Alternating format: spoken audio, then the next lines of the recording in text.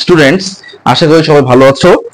আজকে আমরা আবার চলে আসলাম রসায়নের তৃতীয় অধ্যায় নিয়ে আলোচনা করার জন্য, যেখানে অন্যতম কিছু গুরুত্বপূর্ণ টপিক হলো অরবিটাল উৎপত্তি এবং আউফবাউ নীতি। অরবিটাল উৎপত্তির ক্ষেত্রে আমরা প্রথমে অরবিটাল সম্পর্কে একটু জেনে নেই।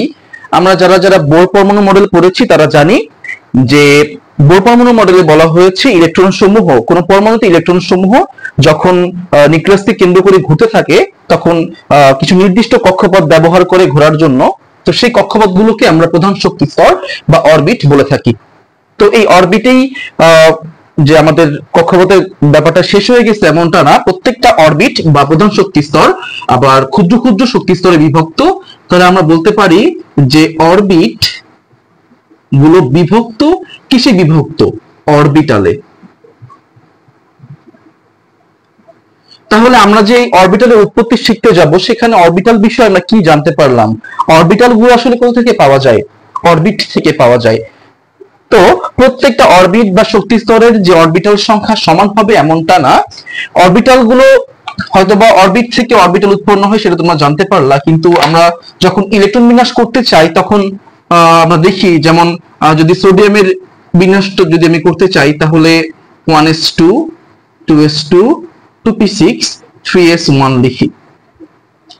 তো অনেকে আছে যে 1s 2s 2p 3s এরপরে যেগুলো আসে অরবিটাল ব্যবহার করার ক্ষেত্রে আসলে আমরা উৎপত্তিটা জানি না বা নিয়মটা জানি না। অনেক ক্ষেত্রে দেখা যায় যে আমাদের যে এটা সিরিয়াল আছে সেগুলো মুখস্থ করে আমরা বিন্যাসটা করে ফেলি, কিন্তু আমাদের আসলে জানা উচিত যে অরবিটালের উৎপত্তি কোথা থেকে হইতেছে। তো কথা হচ্ছে প্রথমত আমরা জেনে রাখি যে আমাদের যে প্রধান শক্তি স্তর বা অরবিট, ওই সকল শক্তি স্তরকে প্রকাশ করা হয় এন দ্বারা। এন দ্বারা 1 থেকে কাউন্ট করা শুরু হয়। এন এর মান 1 হতে পারে, 2 হতে পারে, 3 হতে পারে, 4 হতে পারে। এন এর মান 1 দ্বারা বোঝায় প্রথম শক্তি স্তর, এন এর মান 2 দ্বারা বোঝাবে দ্বিতীয় শক্তি স্তর, এন এর মান 3 দ্বারা বোঝাবে তৃতীয়, এভাবে চতুর্থ, পঞ্চম, ষষ্ঠ, সপ্তম। সপ্তমের পরে আর যাবে না, কারণ আমরা জানি পর্যায় সারণীতে মোট পর্যায় 7টি, তার মানে কোন পরমাণুর সর্বোচ্চ কক্ষপথ সংখ্যা 7টির বেশি হতে পারে না। তাহলে আমরা দেখে নেই যে যদি প্রথম শক্তি স্তর আমরা বিবেচনা করি সেখানে অরবিটাল কতগুলো থাকে, কিভাবে উৎপত্তি হচ্ছে একটু আমরা জেনে নেই। প্রধান শক্তি স্তর n যদি 1 হয় তাহলে অরবিটাল নির্ণয়ের জন্য যেই সূত্র সেটা হচ্ছে L সমান সমান n-1। তো এখানে আমরা n এর মান যেহেতু 1 ব্যবহার করেছি তাই আমরা 1 থেকে 1 মাইনাস করে দিব, কত পাচ্ছি? 0। এখন 0 আসছে, 0 দ্বারা কি কি বোঝাচ্ছে? কোনো অরবিটাল নেই? আছে। প্রত্যেকটা মানের জন্য 0 1 2 3 এর জন্য কিছু নির্দিষ্ট অরবিটালের মান রয়েছে, অরবিটাল রয়েছে। যদি 0 দেখি আমরা কখনো কোনো অরবিটালের মান, সেখানে অবশ্যই কোন অরবিটালটি থাকবে? s। এখন এই s অরবিটালটি কোন কক্ষপথের? প্রথম কক্ষপথে। n এর মান যেহেতু 1 প্রথম কক্ষপথের, তাই আমরা s এর সামনে কি দিব? 1 দিব। এখান থেকে আমরা কি জানতে পারলাম? প্রথম শক্তি স্তরে যেখানে n এর মান 1 সেখানে উপশক্তি স্তর একটি, সেটা কি? 1s। একই ভাবে আমি যদি দ্বিতীয় শক্তি স্তরে যাইতে চাই তাহলে L equal n-1 equal 2-1 equal, এখানে শুধু 1 ব্যবহার করা যাবে না, আউফবাউ নীতিটা এখানে ব্যবহার করতে হইতেছেই। তারপর আমি তোমাদের একটু জানিয়ে রাখি, ইলেকট্রন সব সময় নিম্ন শক্তি সম্পন্ন অরবিটালে আগে প্রবেশ করতে চায়। সেক্ষেত্রে আমরা 0 থেকে কাউন্ট করব, তারপরে 1 এ যাব। তাহলে দেখা যাচ্ছে 2 নং শক্তি স্তরে শুধু কিন্তু 1 আসতেছে না, কে আসতেছে? 0 তারপরে 1। আমরা জানি 0 দেখলেই আমরা কোন অরবিটালটাকে ব্যবহার করব? s। 1 থাকলে আমরা কোন অরবিটাল ব্যবহার করব? p। তো এই s এবং p কোন শক্তি স্তরের অরবিটাল? দ্বিতীয় শক্তি স্তরের অরবিটাল, তাই আমি এখানে 2s এবং 2p ব্যবহার করব। এখান থেকে আমরা জানতে পারলাম দ্বিতীয় শক্তি স্তরে আমরা কয়টা অরবিটাল পাই? 2টা, 2s এবং 2p। তো আমি যদি তৃতীয় শক্তি স্তরে যাই তাহলে এখানেও একইভাবে L ইকুয়াল n-1 ইকুয়াল 3-1। এখানেও কি আমরা 2 লিখবো? না, আমরা ওই যে নিয়মটা মাথায় নিয়ে আসবো যে যদি ইলেকট্রন প্রবেশ করে কোন অরবিটালে প্রথমে নিম্ন শক্তি সম্পন্ন অরবিটালে আগে প্রবেশ করবে, তারপর ধাপে ধাপে উচ্চ শক্তি সম্পন্ন অরবিটালে প্রবেশ করবে। তাহলে আমি 0 লিখবো, তারপর 1 লিখবো, তারপর 2 লিখবো। তো আমরা জানি 0 থাকলে কোন অরবিটাল ব্যবহার করতে হয়? s, 1 এর ক্ষেত্রে p এবং 2 এর ক্ষেত্রে d ব্যবহার করতে হয়। একটু বলো যে এই s p d কোন শক্তি স্তরের অরবিটাল? তৃতীয় শক্তি স্তরের অরবিটাল, তাই আমি এখানে 3s 3p এবং 3d ব্যবহার 3 ব্যবহার করব আর কি।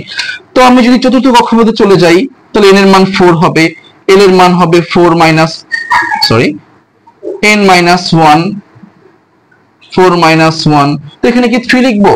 অবশ্যই 3 লিখবো না, আমরা লিখবো 0 1 2 3। আমরা জানি 0 এর জন্য আমরা s অরবিটাল ব্যবহার করব, 1 এর জন্য আমরা p ব্যবহার করব, 2 এর জন্য d ব্যবহার করব এবং 3 এর জন্য f ব্যবহার করব। তো এই s p d f কোন শক্তি স্তরের অংশ বা কোন শক্তি স্তরের অরবিটাল? 4 নং শক্তি স্তরের। তাই আমরা এখানে 4s 4p 4d 4f ব্যবহার করব। এভাবেই মূলত আমাদের অরবিটাল গুলো আসতেছে। আমরা যে ইলেকট্রন বিন্যাস করি, যেখানে আমরা 1s 2s 2p 3s 3p 3d 4s 4p 4d 4f, এরপরে আরো অরবিটাল আছে। তো আমরা এই নিয়মটা মাথায় রাখলেই হবে। পরবর্তী শক্তি স্তরের ক্ষেত্রে একইভাবে 5s 5p 5d 5f এগুলো আসতেই থাকবে।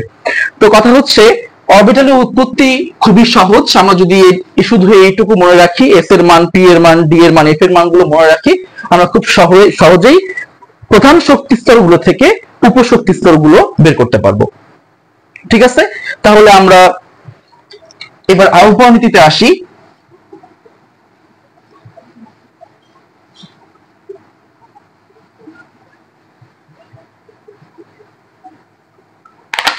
আহ্বান নীতিতে আমাদের কেন প্রয়োজন? এখন আমরা তো দেখলাম যে অরবিটাল থেকে 1s এর পরে কে আসতেছে 2s, তারপরে 2p, তারপরে 3s, তারপরে 3d, তারপরে 3p এর পরে 3d, তারপরে 4s 4p 4d 4f এইভাবে আসতেছিল ক্রমান্বয়ে। প্রথম কক্ষপথে 1s, তারপরে 2s 2p, তারপরে 3s 3p 3d, 4 নম্বর কক্ষপথে 4s 4p 4d 4f এভাবে আসতেছিল। আসলে কি ইলেকট্রন বিন্যাস করার সময় এই সিরিয়ালটা মেইনটেইন করা হয়? করা হয় না। কেন করা হয় না সেটা তোমাদের একটু জানতে হবে। তোমাদেরকে আমি একটু আগেই বলছিলাম, ইলেকট্রন সবসময় নিম্ন শক্তি সম্পন্ন অরবিটালে প্রবেশ করে, বা আহ্বান নীতি অনুযায়ী ইলেকট্রন সবসময় গরিবদেরকে পছন্দ করে। ইলেকট্রন কাকে পছন্দ করে? গরিব, যার মান কম, যে অরবিটালের শক্তির মানটা কম, সেই অরবিটালে ইলেকট্রন আগে প্রবেশ করে। তাহলে সেক্ষেত্রে আমরা যদি একটু প্রথম থেকে হিসাব করা শুরু করি, আমরা 1s থেকে অরবিটালের শক্তি নির্ণয় করব। আমরা 1s এর পরে 2s, তারপর 2p 3s 3p 3d 4s 4p 4d 4f 5s 5p 5d 5f। এই অরবিটালগুলো আমরা শক্তি নির্ণয় করে আহ্বান নীতি অনুযায়ী আমরা আজকে একটা সিরিয়াল তৈরি করব যে কার পর কোন অরবিটালটি আসতেছে, ইলেকট্রন কোন অরবিটালের পর কোন অরবিটালে প্রবেশ করবে। তাহলে 1s, এখন আমাদের জানতে হবে, আমরা মাত্রই বলছি কোন অরবিটালের শক্তির উপর নির্ভর করে ইলেকট্রন কোথায় আগে প্রবেশ করবে। যে অরবিটালের শক্তি কম, ওই অরবিটালে ইলেকট্রন আগে প্রবেশ করবে। তাহলে এখন দেখা যাক অরবিটালের শক্তি কার কম। এখন এক্ষেত্রে মাথায় রাখতে হবে অরবিটালের শক্তি নির্ণয় করতে হয় n প্লাস l ব্যবহার করে। n প্লাস l ব্যবহার করার ক্ষেত্রে ওই যে অরবিটালের উৎপত্তি আমরা যখন শিখেছিলাম ওই অংশটুকু থেকেই কিছু জিনিস ব্যবহার করতে হবে। তোমরা খুব সহজেই কিন্তু জানতে পারতেছো বা মাথায় রাখতে পারবা এখানে n এর মানটা কত। n দ্বারা বোঝায় প্রধান শক্তি স্তর। আমরা জানি 1s এর ক্ষেত্রে প্রধান শক্তি স্তরের মান হচ্ছে 1, তাই আমরা এখানে 1 ব্যবহার করব। প্লাস l দ্বারা কার মান বোঝাচ্ছে? আমরা সব সময়ের জন্য এখানে দেখেছি যে এখানে লেখাও আছে যে s এর মান, s এর ক্ষেত্রে l এর মানটা হচ্ছে 0, p এর ক্ষেত্রে l এর মানটা 1, d এর ক্ষেত্রে l এর মান 2, f এর ক্ষেত্রে l এর মান 3। তো এই ক্ষেত্রে আমি যদি s দেখি, s এর ক্ষেত্রে l এর মানটা কত? 0, 1 আর 0 যোগ করলে কত হয়? 1। 2s এর ক্ষেত্রে যদি আমি n প্লাস l নির্ণয় করতে চাই, তাহলে 2 প্লাস s এর মান 0 যোগ করলে 2। 2p এর ক্ষেত্রে n প্লাস l যদি নির্ণয় করতে চাই, তাহলে 2 প্লাস p এর মান হচ্ছে 1, 2 আর 1 যোগ করলে 3। 3s এর ক্ষেত্রে যদি n প্লাস l নির্ণয় করতে চাই, তাহলে 3 প্লাস 0 ইকুয়াল 3।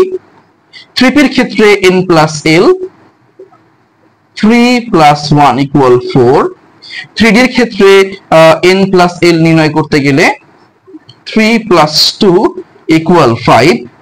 4s এর ক্ষেত্রে n প্লাস l নির্ণয় করতে গেলে 4 প্লাস 0 ইকুয়াল 4, 4p এর ক্ষেত্রে নির্ণয় করতে গেলে n plus l equal 4 plus 1 equal 5। একইভাবে আমরা 4d এর ক্ষেত্রে বের করব n plus l equal 4 plus 2 equal 6, n plus l 4 plus 3 equals 7, n plus l 5 plus 0 equal 5, n plus l 5 plus 1 equal 6, n plus l 5 plus 2 equal 7, n plus l 5 plus 3 equal 8। ওকে, মোটামুটি এখানে মান শক্তি আমরা নির্ণয় করে ফেলছি। দেখা যাচ্ছে যে 1s এর শক্তি সবচেয়ে কম বা 1s এর n প্লাস l এর মান সবচেয়ে কম হয় প্রত্যেকটা মৌলের যখন বিন্যাস করতে চাই তখন সে সর্বপ্রথম আমরা কাকে ব্যবহার করি? 1s কে ব্যবহার করবই। 1s এর পরে কেন 2s আসতেছে? কারণ 1s এর যেই শক্তিমান তার চেয়ে 2s এর শক্তিমানটা একটু বেশি। ইলেকট্রন সবসময় গরিবকে পছন্দ করে, তাই আগে 1s এ প্রবেশ করে তারপর কোথায় প্রবেশ করে? 2s। এরপরে যখন আমরা দেখব যে 2p এর ক্ষেত্রে n প্লাস l এর মানটা হচ্ছে 3, 3s এর ক্ষেত্রে n প্লাস l এর মান 3। এখন তোমাদের প্রশ্ন আসতে পারে যে ইলেকট্রন তো 3s এও প্রবেশ করতে পারতো, কারণ এর n প্লাস l এর মান তো 3, ইলেকট্রন কেন 2p তে প্রবেশ করলো? এটা অনেক ক্ষেত্রে খ নাম্বার প্রশ্নেও আসে যে দুইটা অরবিটাল মান সমান হওয়া সত্ত্বেও কেন, যেমন 2p এর ক্ষেত্রে 2p তে কেন প্রবেশ করতেছে আগে, বা 3s এ কেন পরে প্রবেশ করতেছে? এই ধরনের প্রশ্নের সমাধান খুবই সহজ। যদি কখনো অরবিটাল গুলোর n প্লাস l এর মান সমান হয়ে থাকে তাহলে দেখতে হবে n এর মানটা কার কম, যার n এর মানটা কম সেই গরিব। তাহলে এক্ষেত্রে 2p আর 3s এর ক্ষেত্রে আমরা দেখতেছি 2p এর n এর মানটা হচ্ছে 2, 3s এর n এর মানটা হচ্ছে 3। যেহেতু 2p এর n এর মান কম তাই 2p আর 3s এর শক্তি সমান হওয়া সত্ত্বেও ইলেকট্রন 2p তে আগে প্রবেশ করে। তোমরা এভাবে বুঝে তারপর হচ্ছে ক্ষয়ের অ্যান্সারটা করবা। তো কথা হচ্ছে একটু ভালো করে দেখি, আমরা যে বলতেছিলাম যে কেন আমাদের অরবিটালের নিয়ম অনুযায়ী যে সিরিয়ালটা তৈরি হয়েছিল সেই সিরিয়ালটা এখানে গ্রহণযোগ্য হবে না। একটু দেখো 3p এর পরে কিন্তু 3d সিরিয়ালে আছে। এখন 3p এর পরে 3d এর যে শক্তিমান সেটা দেখতে পারতেছি 4 এর পরে 5, কিন্তু যখনই আমরা 4s এ যাব তখনই তার মানটা কত আসতেছে? 4। তার মানে নিঃসন্দেহে আমরা বুঝতে পারতেছি 3d এর আগে কাকে ব্যবহার করতে হবে? 4s কে ব্যবহার করতে হবে। তাহলে এই মানগুলো ব্যবহার করে যদি আমি আহ্বান নীতি অনুযায়ী একটা ক্রম তৈরি করি তাহলে সেই ক্রমে প্রথমে কি থাকবে? 1s থাকবে। 1s এর পর ইলেকট্রন কোথায় প্রবেশ করবে? 2s এ প্রবেশ করবে। তারপর ইলেকট্রন কোথায় প্রবেশ করবে? 2p তে প্রবেশ করবে। এরপর প্রবেশ করবে 3s এ, তারপর প্রবেশ করবে 3p তে। এরপর প্রবেশ কোথায় করবে? 3p এর পরে কি 3d তে প্রবেশ করবে? না, কারণ 3p এর পরে প্রবেশ করবে হচ্ছে 4s এ। এদের অরবিটালের শক্তির মানটা সমান, 3p এর n এর মানটা কম হওয়ার কারণে ইলেকট্রন 4s এর আগে 3p তে প্রবেশ করবে। 4s এর পরে কোথায় প্রবেশ করবে? 4s এর পরে প্রবেশ করবে 3d তে। তারপর কোথায় প্রবেশ করবে? 4p তে। এখানেও তোমাদেরকে একটু জানিয়ে রাখি 3d এবং 4p এর অরবিটালের মান শক্তি মান হচ্ছে 5, কিন্তু 3d এর n এর মানটা কম হওয়ার কারণে ইলেকট্রন 3d তে আগে প্রবেশ করবে। এরপর যদি আমরা দেখি কোথায় প্রবেশ করবে? 5s এ প্রবেশ করবে। দেখো 5s কিন্তু c অনুযায়ী অনেক পর থাকতেছে, তারপরও অরবিটাল মানটা 3d বা 4p এর সমান সমান হওয়ার কারণে কিন্তু এদের সাথেই থাকবে 5s। 5s এর মান 3d বা 4p এর সমান হওয়ার পরও 5s টা কেন লাস্টে চলে গেল? কারণ এর n এর মানটা বড়, মানে এ হচ্ছে বড় লোক। ইলেকট্রন কখনোই বড় লোককে পছন্দ করে না। এরপরে যদি আমি লিখি, এরপর কাকে লিখতে হবে? 4d কে লিখতে হবে। 4d তারপর প্রবেশ করবে কোথায়? 4d এর পরে 5p তে প্রবেশ করবে। 5p এর পরে কোথায় প্রবেশ করবে? 5p এর পরে প্রবেশ করবে 4f এ। 4f এর পরে প্রবেশ করবে 5d তে এবং সর্বশেষ প্রবেশ করবে 5s এ। এই ক্রমটা মাথায় রেখেই আমাদের ইলেকট্রন বিন্যাস করতে হবে। অনেকে আছে যে কোনো কিছু না জেনে শুধু এই ক্রমটা মুখস্থ করে বিন্যাসটা করে ফেলে যে এসে ধারণ ক্ষমতা দুটি ইলেকট্রন, এ এস এর ধারণ ক্ষমতা 2টি ইলেকট্রন, পি এর ধারণ ক্ষমতা 6টি ইলেকট্রন, এস এর ধারণ ক্ষমতা 2টি ইলেকট্রন, এভাবে ধারণ ক্ষমতা বিবেচনা করে ইলেকট্রন সংখ্যা উপরে উপরে বসিয়ে দিয়ে বিন্যাসটা করে ফেলে।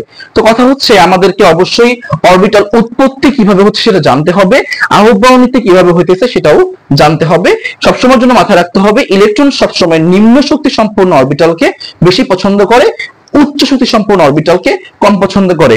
যার কারণে আমাদের যে অরবিটাল উৎপত্তি হইতেছে 1s 2s 2p 3s যেই একটা ক্রম তৈরি হইতেছে, সেই ক্রমকে আমাদের ইলেকট্রন বিন্যাস ফলো করে না, সবসময় ফলো করে কাকে? আহ্বায়নীতিকে ফলো করে। আহ্বায়নীতিটাই হচ্ছে সেই নীতি যেখানে ইলেকট্রন নিম্ন শক্তি সম্পন্ন অরবিটালে প্রবেশ করে এবং কোন অরবিটালের শক্তি নির্ভর করে n+l এর মানের উপর। এই আহ্বায়ন নীতির উপর ভিত্তি করেই কিছু কিছু খ নাম্বার টাইপের প্রশ্ন, দুই মার্কের জন্য প্রশ্ন আসে আমাদের পরীক্ষায়। যেমন পটাশিয়াম 19তম ইলেকট্রনটি 3d তে প্রবেশ না করে কেন 4s এ প্রবেশ করে, এই ব্যাখ্যাটা আহ্বায়ন নীতি দিয়ে ব্যাখ্যা করা যায়। তারপরে 2 নম্বরের জন্য আরেকটা প্রশ্ন আসে, সেটা হচ্ছে যেটা মাত্রই বললাম আমি, যে ইলেকট্রন 2p থেকে কেন আগে প্রবেশ করতেছে, 3s এ প্রবেশ করতেছে না কেন। তো অরবিটালের উৎপত্তি এবং আহ্বায়ন নীতি আমরা অবশ্যই মাথায় রাখবো। আমরা এর পরবর্তীতে আবার যদি আমাদের দেখা হয় তাহলে আমরা আলোচনা করব পর্যায় সারণীর কিছু ভুল নিয়ে, কিছু ইরর্স নিয়ে, যেখানে পর্যায় সারণী দেখে আমরা বুঝতে পারি যেটা মানে খুব সুসজ্জিত একটা সারণী, কিন্তু এই সুসজ্জিত সারণীর মধ্যেও কিছু ভুল আছে। আমরা সেই ভুলগুলো দেখার চেষ্টা করব এবং এই ভুলগুলোই মূলত পরীক্ষায় বেশি আসে। আমাদের যারা আসি টিচার অধিকাংশ ইম্পর্টেন্ট গুলো যখন বেশি ফলো করতে যাই তখন দেখা যায় যে যে এরর্স গুলো আছে, যে ছোট ছোট ব্যাপারগুলো আছে, সেগুলো হচ্ছে বাকি পড়ে যায়, বাদ পড়ে যায়। তো আমাদের সেই ভুলগুলোই বেশি লক্ষ্য রাখতে হবে, সেই ভুলগুলো থেকেই মাঝে মাঝে চলে আসে। তো আজকে এই পর্যন্তই। অবশ্যই তোমরা যদি ভালো ফলাফল পেতে চাও এই আলোচনাগুলো থেকে অবশ্যই মনোযোগ সহকারে ফলো করবে ভিডিওগুলো, এবং তোমাদের সমস্যাগুলো অবশ্যই কমেন্ট করে জানাতে পারো আমাকে। আমি অবশ্যই তোমাদের সমস্যা অনুযায়ী ক্লাস নেওয়ার চেষ্টা করব। সবাই ভালো থাকবে।